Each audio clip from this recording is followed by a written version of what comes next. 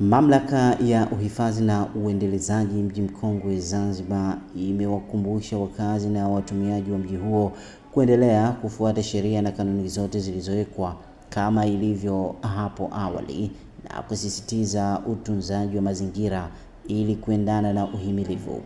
Wito huo umetolewa na kaimu mkurugenzi wa mamlaka hiyo Asha Ali Hassan wakati alipokuwa akitoa taarifa kwa waandishi wa habari. Alisema kuwa maisha yamerudi kama kawaida, hivyo wananchi waendelee na shughuli zao kwa kufuata kanuni za mamlaka. Sasa hali imerejea katika hali ya kawaida. Mamlaka inapenda kuwakumbusha wakazi na watumiaji wa mji mkongwe kuendelea kufuata sheria na kanuni zote za mamlaka zikiwemo zifuatazo. Namba 1, kutofanya shughuli yoyote ya ujenzi ndani ya eneo la hifadhi bila kupata ruhusa ya mamlaka. 2, kutoingiza chombo chochote cha moto katika maeneo ya ndani ya mji mkongwe bila ya ruhusa ya mamlaka. 3, kwa wenye bodaboda na bajaji kutoanzisha vijiwe nje ya maeneo yaliyopangwa na mamlaka kwa ajili ya shughuli hiyo, ambapo vijiwe vyote vinajulikana kwa wenye bajaji pamoja na bodaboda. 4, kituo cha magari ya abiria cha Bustani ya Jamhuri Garden kitumike kwa muda usiozidi dakika 3 kwa ajili ya kushusha au kupakia abiria tu na si vinginevyo. 5, kutotembeza biashara ya aina yoyote ndani ya eneo la hifadhi ya mji mkongwe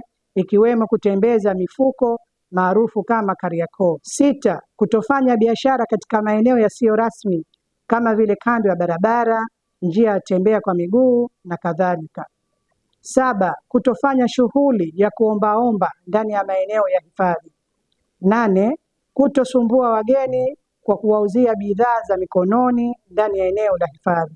9, kutofanya shughuli za upigaji wa debe au upapasi wa tiketi katika eneo la Malindi au maeneo mengine ya hifadhi ya mamlaka ya mji mkongwe. 10, kutotupa taka au kusababisha uharibifu wowote wa mazingira. Aliongeza kuwa biashara holela hazikubaliki katika maeneo ya mji mkongwe na atakaye kwenda kinyume atachukuliwa hatua za kisheria. Kamata unafanya biashara holela katika maeneo ambayo hayaruhusiwi, tunakutoza fine kwa mujibu wa sheria yetu ambayo tulikuwa nayo. Zetu zinaanzia shilingi 100,000 kwa wenye vyombo vya moto, na kama tunazikamata zile gari ambazo zimekiuka utaratibu wa zile sheria zetu tulizoweka, hususan kituo cha Darajani cha daladala pamoja na cha Jamhuri Garden, faini yetu shilingi 300,000.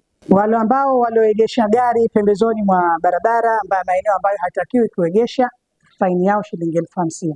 Kutoka Zanzibar, Hashim Kasim, Daily News Digital.